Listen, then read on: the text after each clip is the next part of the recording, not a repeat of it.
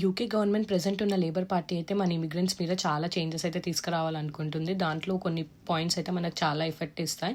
నిన్న 12th May white paper అనేది pass చేసిందనమాట పార్లమెంట్కి. దాంట్లో దగ్గరగా 86 పేజెస్లో మనకి ఎఫెక్ట్ ఇచ్చేవి కొన్ని పాయింట్స్ అయితే ఉన్నాయి. దాంట్లో ఏంటంటే మనం స్టూడెంట్ వీసా అయిపోయింగానే PSW వేసుకుంటాం కదా, అది ఇప్పుడు ప్రెజెంట్ అయితే 2 years ఉంటుంది, దాన్ని 1.5 yearకి కట్ ఆఫ్ చేసేసేయాలి అని ఉంది.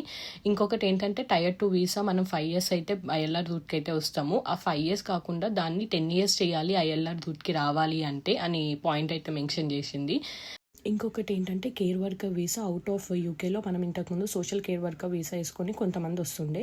ఇప్పుడు అవుట్ ఆఫ్ యూకేలో సోషల్ కేర్ వర్కర్ వీసా అందరికైతే క్యాన్సిల్ చేయాలి అని అయితే అప్రూవల్ అయితే పెట్టింది. అది ఇంకా అప్రూవ్ అయితే కాలేదన్నమాట. ఏమవుతుందో చూడాలి. ఇంతకుముందు మళ్ళీ Tier 2 వేసుకునేటప్పుడు మన డిపెండెంట్స్కి ఇంగ్లీష్ రాకపోయినా పెద్ద మ్యాటర్ కాదు.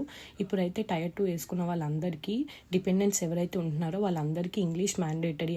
ఇలా కొన్ని పాయింట్స్ అయితే ఉన్నాయన్నమాట. ఈ పాయింట్స్ అని ఇంకా చాలా పాయింట్స్ అయితే వైట్ పేపర్లో మెన్షన్ చేసి అవైతే పార్లమెంట్కి అయితే పాస్ చేశారు.